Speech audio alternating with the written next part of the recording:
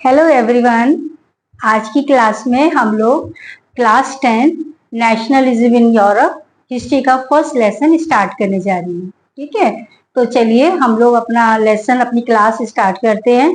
तो देखिए, आज की क्लास में मैं आप लोगों को फर्स्ट यूनिट जो है इस लेसन की, उसके बारे में मैं आपको बताऊंगी और मैं आप लोगों को हर यूनिट से रिलेटेड जो भी क्वेश्चंस बनते हैं वो यूनिट के एंड में वो क्वेश्चन विद आंसर कि आपको उन्हें कैसे एक्सप्लेन करना है उसके बारे में भी आपको साथ साथ बताती चलूंगी। तो चलिए शुरू करते हैं और आप बहुत ध्यान से सुनिएगा। तो देखिए, French revolution and the idea of the nation, ये हमारी फर्स्ट यूनिट की थीम है। देखो, आप लोगों ने 9th क्लास में भी फ्रेंच रेवोल्यूशन के बारे में आप लोगों ने पढ़ रखा है। आपको याद होगा कि जिस समय हम ये जो हिस्ट्री पढ़ रहे हैं, लेसन पढ़ रहे हैं 1789 का, तो उस समय फ्रांस के अंदर मोनार्की थी और वहां पर डेमोक्रेसी नहीं थी। लोगों ने कैसे कैसे वहां पर स्ट्रगल किया डेमोक्रेसी के लिए, इसे हम लोग जो है 9th क्लास के अंदर अच्छे से हम पढ़ के आए हैं। यहाँ पर मैं उसको दोबारा से रिपीट नहीं कर रही हूँ, अदरवाइज हमारी वीडियो बहुत लंबी हो जाएगी। हम अपने पॉइंट पर आते हैं कि वहां पर देखो, मोनार्की से डेमोक्रेसी तो आ गई है, लेकिन अब जो रिवोल्यूशनरी जो थे और जो लीडर्स थे उनके सामने एक प्रॉब्लम ये आ रही थी कि वो अब जो लोग थे, पहले तो वो राजा के लिए काम करते थे, राजा के प्रति डिवोटेड थे, लेकिन अब उनके लिए मतलब वो कैसे करें कि लोग जो हैं अब नेशन को अपना सब कुछ माने।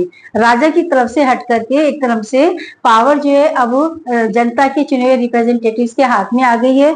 अलग अलग लोग हैं, उनके बीच में कैसे कलेक्टिव आइडेंटिटी क्रिएट की जाए। तो हम लोग जी अपनी क्लास स्टार्ट करते हैं। तो देखिए, first clear expression of nationalism कि सबसे पहले जो राष्ट्रवाद नेशनलिज्म जो है वो कब आया, तो देखिए it came with the French revolution. ये कब आया? फ्रांस की क्रांति के साथ आया, के बाद आया है ना, उसके साथ। हालांकि कुछ लोग ये मानते हैं कि अमेरिका का जो वॉर ऑफ इंडिपेंडेंस था, ये दोनों ही कंटेम्प्रेरी इवेंट्स हैं, तो उससे भी वो भी है, लेकिन मोस्ट ऑफ द लोग जो है उनकी यही है कि जो राष्ट्रवाद जो था, वो नेशनलिज्म जो है, it came with the French revolution. France की क्रांति के बाद यूरोप के सभी देशों के अंदर जो है राष्ट्रवाद की जो फीलिंग्स होती लोगों के अंदर, वो डेवलप होने लगी थी। ठीक, तो फिर देखिए अब क्या होता है, फ्रेंच रेवोल्यूशन से हुआ क्या था कि French revolution led to the transfer of sovereignty from the monarchy to a body of French citizen। कि भी पहले देखो, राजा जो था वो उसके पास में सारी पावर होती थी, लेकिन अब फ्रांस की जब क्रांति हुई फ्रेंच रेवोल्यूशन के बाद में, वो पावर जो है वो कहाँ पर शिफ्ट हो गई है? मोनार्की, जिसे हम राजतंत्र कहते हैं, राजा के हाथ से निकल करके अब वो जनता के हाथ में आ गई है, डेमोक्रेसी आ गई है वहां पर। तो अब ये फ्रेंच रेवोल्यूशन प्रोक्लेम, तो देखो यहाँ पर कि अब फ्रांस की जो क्रांति हुई थी उसने क्या प्रोक्लेम किया, कि अनाउंस किया, किस चीज की घोषणा करी, उसने ये दिखा दिया दुनिया को कि भाई किसी भी कंट्री के, that it was the people who would constitute the nation and shape A destiny. कि भाई किसी भी देश के जो नागरिक होते हैं वो अपने देश की तकदीर वो खुद लिखते हैं, किस्मत खुद लिखते हैं। क्योंकि देखो कि जब तक लोग खुद से स्ट्रगल नहीं करेंगे, अपने आप से स्ट्रगल नहीं करेंगे, तो परिवर्तन नहीं आएगा, है ना। तो लोगों ने फ्रेंच रेवोल्यूशन, जिसमें थर्ड स्टेट के जो मेंबर्स थे उन्होंने कितना स्ट्रगल किया था, तो उन लोगों ने उनके एफर्ट से वहां पर मोनार्की खत्म हुई थी, डेमोक्रेसी वहां पर आई थी। तो फ्रेंच रेवोल्यूशन ने ये प्रोक्लेम किया कि it was the people who would constitute the nation and shape its destiny, कि देश की जो जनता होती है वही अपने देश की तकदीर का लिखती है, देश का निर्माण करती है। तो देखो, ये छोटे छोटे से हमारे एमसीक्यू में पहले 1 मार्क के क्वेश्चन में भी आपसे ये पूछा जा सकता है। ये तीनों ही क्वेश्चन है कि पहला जो first clear expression of nationalism कब आया, याद रखिएगा, आप came with the French revolution. Then French revolution ने क्या के बाद में उसका रिजल्ट क्या हुआ? रिजल्ट ये निकला कि पावर जो थी वो ट्रांसफर हो गई है, किससे हो गई है? मोनार्की से हो गई है, और कहां पर आ गई है? वो आ गई है फ्रेंच सिटीजन्स के हाथों में आ गई है। ठीक, फिर देखिए फ्रेंच रेवोल्यूशन ने फिर क्या प्रोक्लेम किया कि भाई it was the people who would constitute the nation and shape it destiny, कि देश का निर्माण, देश की तकदीर कौन लिखता है, ये उस देश के सिटीजन्स जो है, नागरिक जो है, वो कॉन्स्टिट्यूट करते हैं। अब देखिए बड़ा ही इंपॉर्टेंट क्वेश्चन है कि अब फ्रांस के जो रिवोल्यूशनरीज थे उन्होंने, अब फ्रांस के अंदर अलग कि लोगों को, डाइवर्स लोगों को एक साथ जोड़ने के लिए उन्होंने क्या किया कि सबके अंदर अपने आप में एक कलेक्टिवनेस, कि भाई हम सब एक ही हैं, है ना। तो ये ऐसा क्रिएट करने के लिए लोगों, उन्होंने क्या क्या किया, तो बड़ा ही इंपॉर्टेंट क्वेश्चन है ये हमारा। तो देखिए सबसे पहला फर्स्ट स्टेप उनका क्या था कि आइडिया ऑफ ला पैट्री, जिसको उन्होंने फादर लैंड कहा है, और ली सिटोयना। तो देखिए it emphasize the notion of a united community. ये दोनों वर्ड जो हैं कि भाई ला पैट्री, फादरलैंड, हमारी मातृभूमि जो है, जैसे हम मदरलैंड कहते हैं, तो उन्होंने कहा कि भाई फादरलैंड सबके लिए एक है, फ्रांस की जो है, और एंड ली सिटोयन जो है, ये एक उन्होंने सिटीजन्स के लिए कहा है कि ये इस चीज के ऊपर जोर देता था, emphasize the notion of a united community, की फ्रांस के अंदर रहने वाले सभी लोग जो हैं वो एक ही कम्युनिटी को बिलोंग करते हैं, इंजॉइंग इक्वल राइट्स, सबके पास में इक्वल राइट्स होंगे फ्रांस के अंदर, एंड अंडर ए कॉन्स्टिट्यूशन, और एक कॉन्स्टिट्यूशन होगा। तो ये सबसे बड़ी बात थी। आपको याद होगा कि पहले फ्रांस के अंदर जो था, फ्रांस सोसाइटी जो थी वो 3 स्टेट में बटी हुई थी।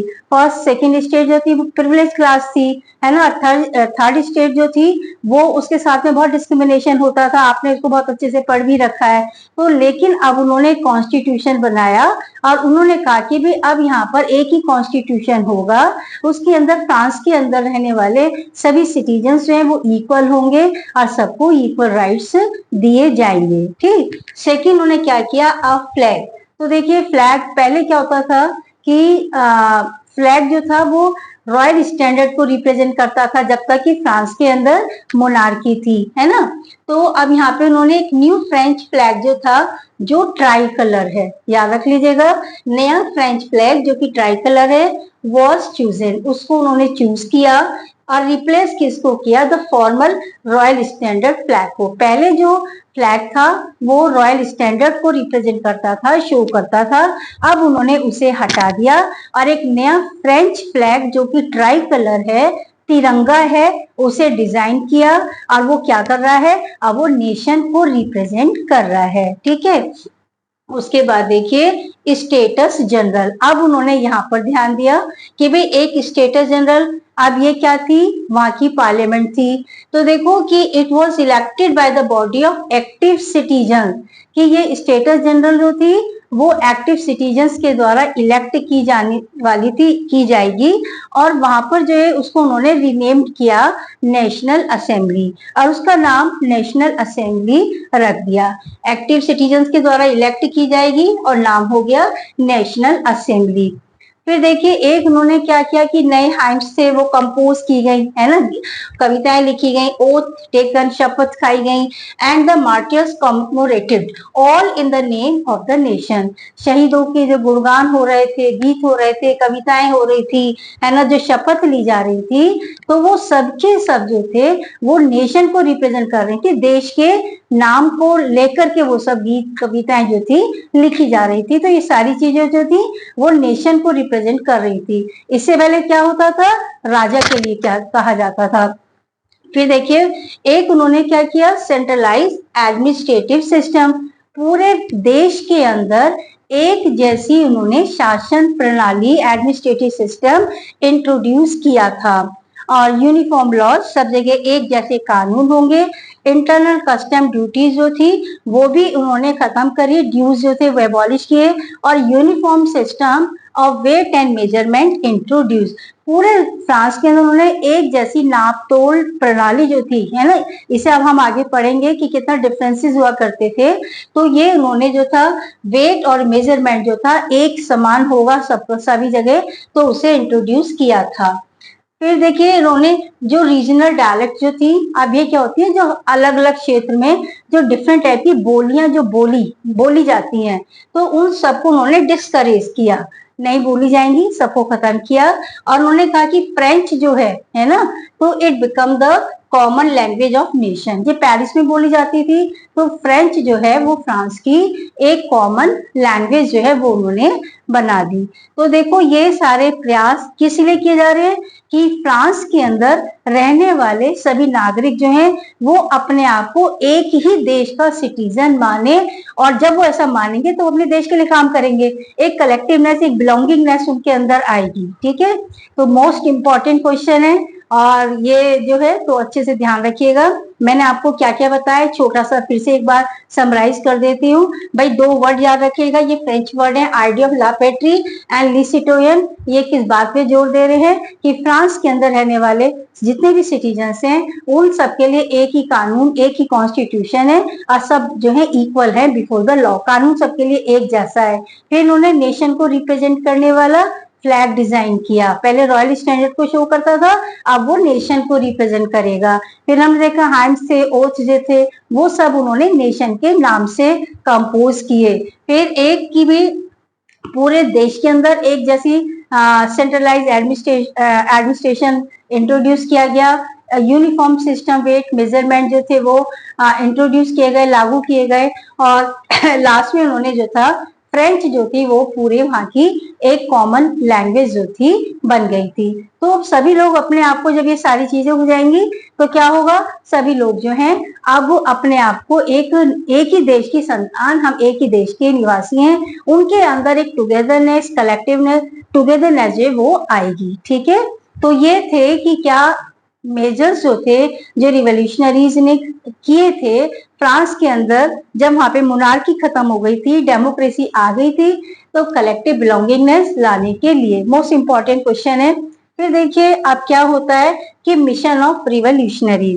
अब यहाँ पर कि भाई फ्रांस के अंदर तो डेमोक्रेसी आ गई है, मोनार्की खत्म हो गई है, तो अब इनका जो रिवोल्यूशनरीज जो हैं इनका अब आगे मिशन क्या होगा, है ना।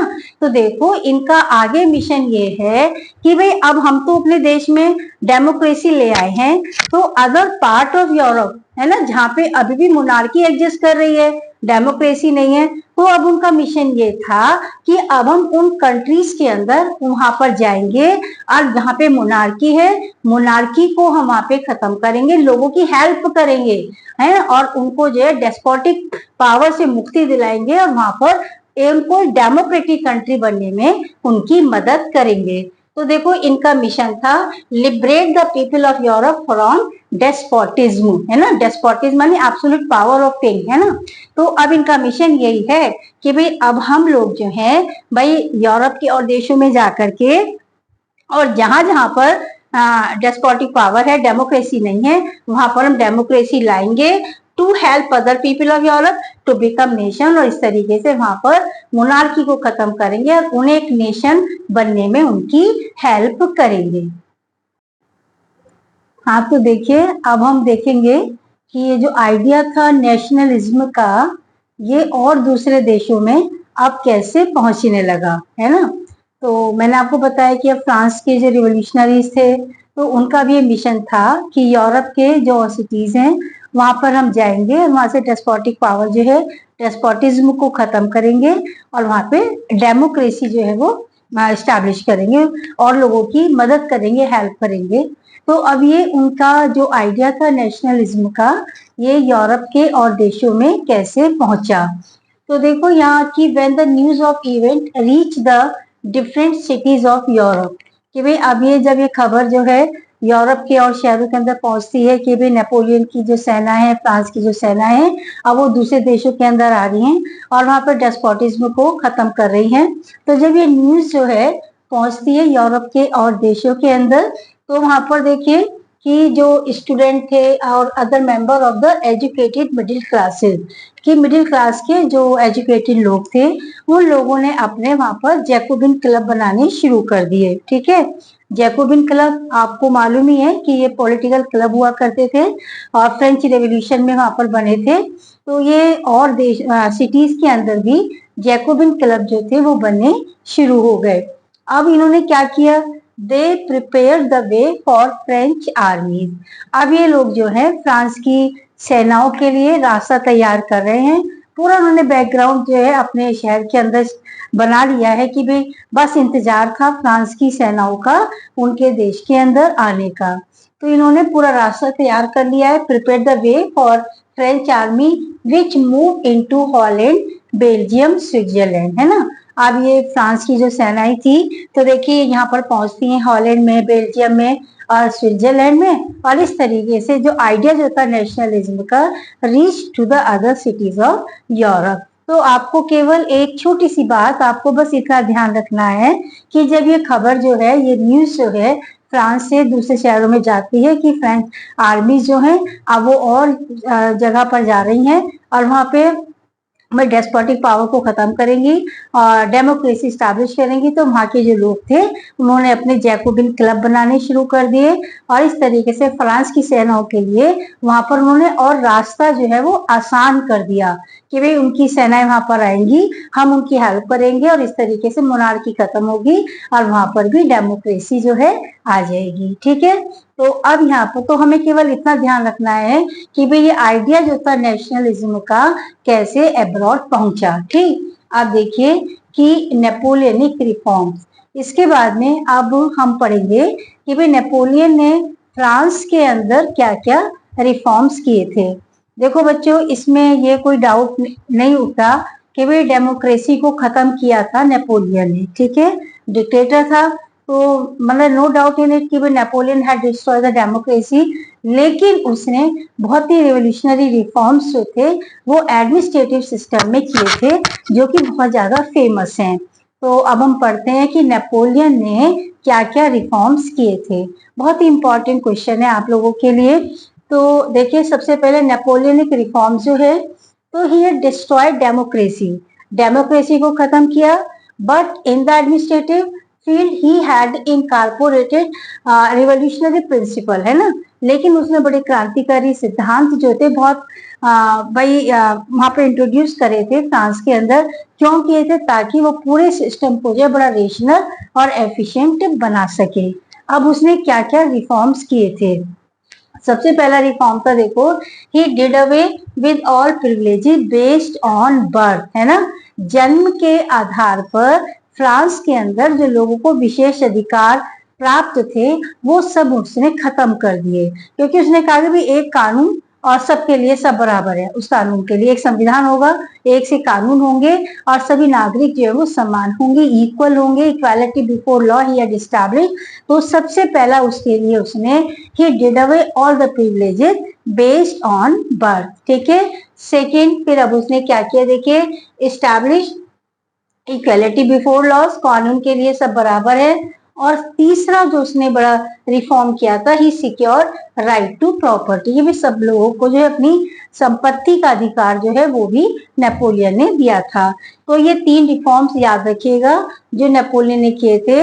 नेपोलियनिक रिफॉर्म्स जो थे वो 1804 में सिविल कोड के नाम से भी क्वेश्चन आ जाता है, तो हम याद रखेंगे civil code, Napoleonic reforms the same thing, है ना।